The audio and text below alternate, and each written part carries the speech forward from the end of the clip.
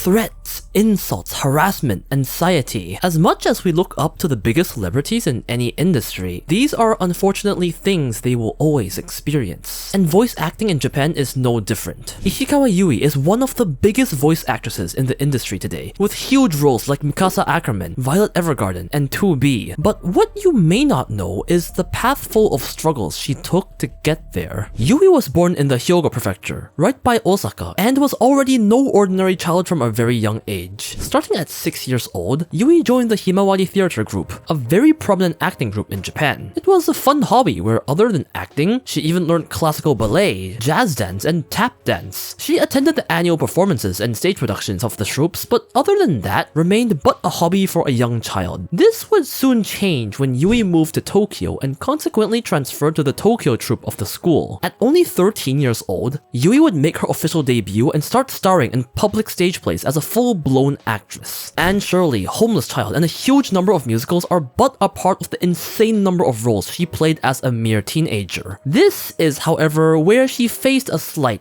issue. See, she was still a high school student, and her school had banned their students from doing anything in the entertainment industry, so what she was doing was clearly against the school rules. Luckily for her, her homeroom teacher was super supportive of her work and secretly gave her permission, even during entrance exams, so she just kind of went with it. As her name continued to grow in the stage play industry, an opportunity of a lifetime would present itself at 16 years old. At the time, Yui had just finished performing in another stage play, work as always, but afterwards, she was approached by someone in the anime industry who had come to watch the play. This person was extremely impressed by Yui's performance and invited her to go audition for an anime voice acting role. This was the first time Yui had even learned of the occupation voice acting, and it intrigued her a lot. Although she wasn't exactly an avid fan of anime, she realized that this was a huge opportunity. Certain qualities in voice acting could turn her weaknesses in stage plays, such as her thin voice, into strengths, something she could play to her own advantage. Yui agreed to try out auditions, and what do you know? She quickly passed. There was, however, another roadblock. Despite the fact that she could start taking roles, her school still had the entertainment industry ban, and while her teacher could cover her for stage plays, voice acting in anime meant her name being broadcast on TV, online, everywhere, and the risk of someone else in her school finding out was significantly higher. Her teacher therefore asked her to use a stage name, but Yui really didn't want to. She'd been using her own name for stage plays this entire time, and staying authentic to herself was extremely important. Therefore, Yui and her homeroom teacher went to the principal's office to have a little discussion. Yui told him the matter, and he just said, "Yeah, sure. I wonder if bro was a voice actor fan." And so, with that, Yui debuted in her very first anime, Heroic Age, as a main character, Princess Dianalia, under the very name we know today, Ishikawa Yui. Thanks, Mr. Principal. As Yui dived into voice acting, harsh reality taught her a cruel lesson. Voice acting was nothing like stage plays. She was used to using her entire body to express what she needed to, and now she was tied down to somehow only using her voice, which was very disorienting to her. Having to change voice emotions in characters was not easy and led to countless retakes, and auditions for characters were so nerve-wracking, she'd always feel nauseated. This is not even to mention all the small things she wasn't used to, the sharing of mics between voice actors, wearing clothes that don't make noise when moving, the standing distance from the mic, and so on. Keep in mind, Yui never attended a voice acting school, unlike many novice voice actors, and had zero prior experience to it. So thrown into the dark, she was just completely lost, literally learning everything through trial by fire. Now, all of this is learnable over time, but another huge roadblock for Yui was her image of herself. She always thought she only had such an ordinary voice. Not high, not low, not unique like many other voice actors. Could she really compare to them? The idea that her voice was too ordinary was mentally terrible. It was the sole thing that filled her with anxiety before every audition, and planted seeds of doubt within her. For the next few years, maybe it's because of her lack of experience, or maybe it's because of her fear and anxiety, but she played only a few minuscule roles, and Hinaki in Aikatsu, which is pretty big. However, that was nothing compared to the next role she would get in 2013. A role that would skyrocket her to stardom. A role that would become a worldwide phenomenon. A role that would change her life. Mikasa Ackerman.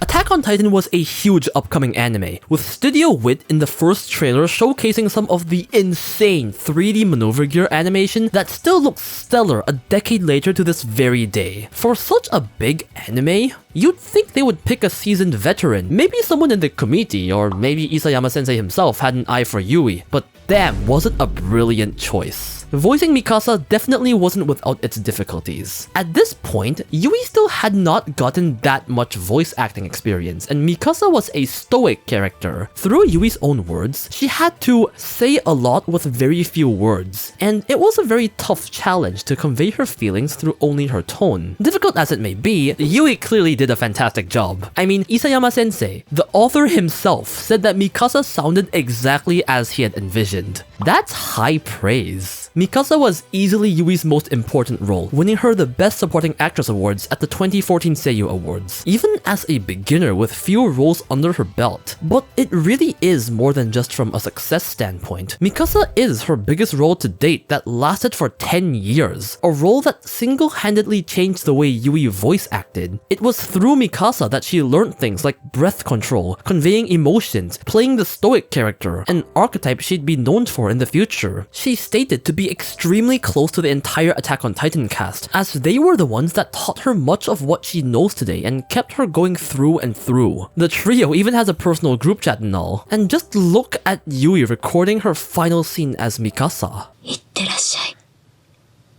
エレン。終わっちゃった。 Yui herself stated that Mikasa has changed her as a person, and I think this is no exaggeration. In the end, she even officially sang an ED of Attack on Titan, Akuma no Ko, and all I'm gonna say is, if you know the message behind this song, you know it's beautiful. Their entire story is beautiful. Other than Mikasa though, Attack on Titan from Season 1 became a worldwide phenomenon, and from there on out, Yui's career blew up like never before. The next years came with roles such as Miyoko from A Silent Voice, Sei the Saint, Black Rock Shooter, Kyoko from The Day I Became a God, and Fuyutsuki-san from Ice Sky. Weirdly enough, many of her more well-known roles seem to come from games instead, such as Meryl from Tower of Fantasy, Shitposter from Star Rail, Rappy from Goddess of Hentai, Bunny Girl from Blue Archive, Enterprise from Azure Lane, and Ass from Nier Automata. There would, however, be one more huge role that would define her as a top-tier voice actress: Violet Evergarden. Violet Evergarden is but a role that came 5 years after her blow-up as Mikasa, but the story behind it is beautiful. The very first time Yui saw Violet, it was love at first sight. She immediately, with zero hesitation, thought, I want to play as her. She must have understood Violet better than anyone else because she got the role. At the first meeting, the director of the show told her, Violet is a complete zero and will grow little by little like a baby. This would be exceptionally difficult to voice act. Violet wasn't just a stoic character. She was quite literally a doll who didn't understand emotions. How do you, as a voice actor who has trained for years to express emotion, as a person who has experienced emotion for the past decades, revert to that state of zero and act it out convincingly with just a voice? Combine that with Kyoto Animation's extremely high standards for animation, and this became a project of pressure. A project that she really had to deliver on. But as if watching your baby grow up,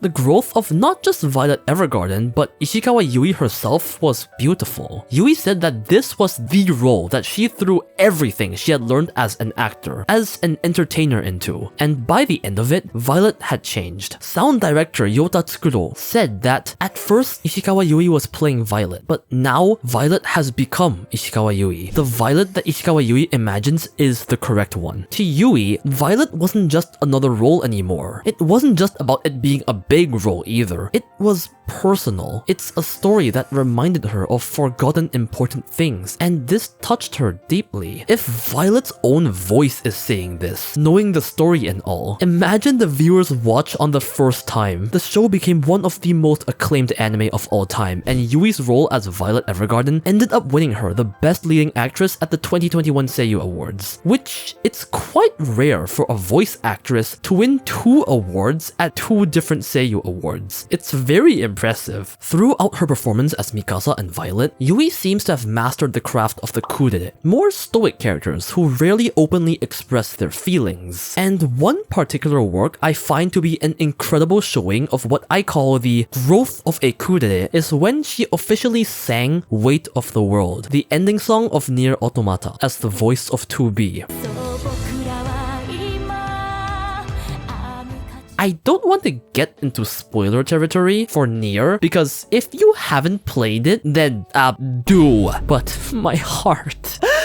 This is stoic! As someone who's had such a crazy successful career from the beginning, it's hard to imagine that Yui was this struggling lost voice actor thrown into an industry she knew nothing about when she was voicing as a main in one of the biggest anime to date. But what's even crazier is the imposter syndrome she felt along the way. Even past her success as Mikasa and Violet, Yui still refers to her own voice as ordinary, and god damn, this single sentiment has single-handedly caused her so much anxiety, especially during auditions and such. It's just crazy to me. Like, yes, her voice isn't particularly high or low, but it's iconic. Voice isn't just about pitch. I recognize Stell immediately.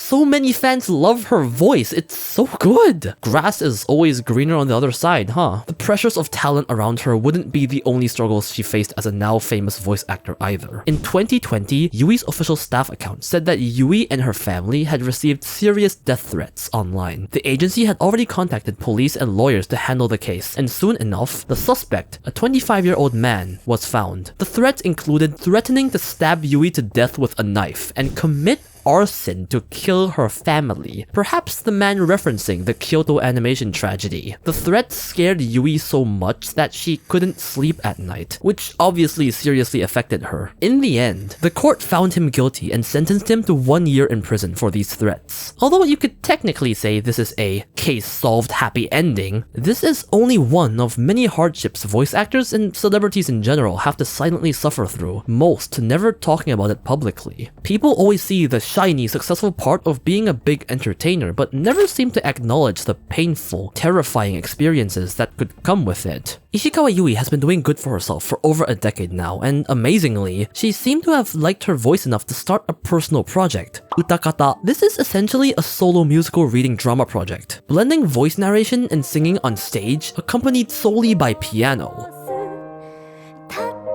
Yui herself said that this is a project made possible by the people she met through playing Violet Evergarden, who helped her get Akatsuki Kana, the author of Violet Evergarden, to help her write the script to her very first solo stage performance project. It's amazing to see Violet get her own creator write for her, but honestly, more than anything, I'm glad to see that she's become confident enough in her ordinary voice to create something like this. In 2021, Yui announced her marriage to an unnamed individual not in the entertainment world, and just a month ago, she announced that she gave birth to her firstborn child. Yui seems to have found a well-deserved happy life, and if there's anything we can learn from her story, it's just to push ahead, even when you don't believe in yourself. Fake it till you make it. How do you think she felt when she was voicing Mikasa? Mikasa! With no formal voice acting training and barely knew how mics in these studios work. Even if you don't believe in yourself, just try it out. You never know what could happen. Special thanks to Vicente Pagani and all my other patrons and members for supporting the channel.